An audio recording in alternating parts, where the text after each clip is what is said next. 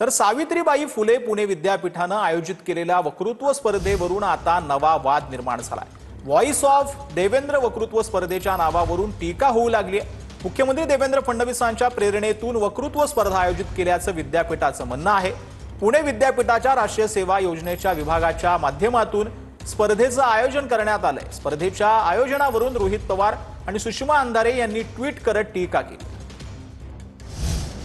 किमान अपेक्षा होती की ज्ञानदानासारखं अत्यंत पवित्र कार्य जिथं चालतं आणि ज्याला विश्वविद्यालय म्हटलं जातं अशा विद्यापीठांमधून तरी किमान राजकारण थोडंसं बाजूला ठेवलं जावं आणि विद्यापीठांना त्यापासून अलिप्त ठेवावं।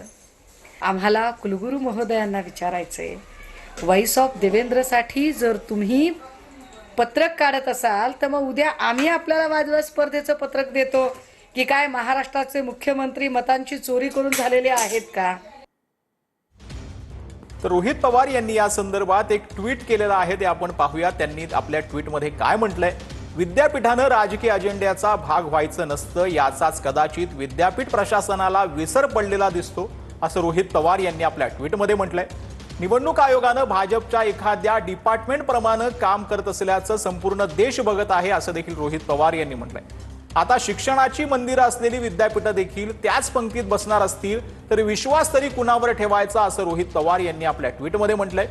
विद्यापीठांनी राजकीय व्यक्तिपूजेपेक्षा शैक्षणिक गुणवत्ता सुधारण्यासाठी तसंच व्हॉइस ऑफ डेमोक्रेसी मजबूत करण्यासाठी प्रयत्न केले तर अधिक योग्य राहील, असं ट्विट रोहित पवार यांनी केलं।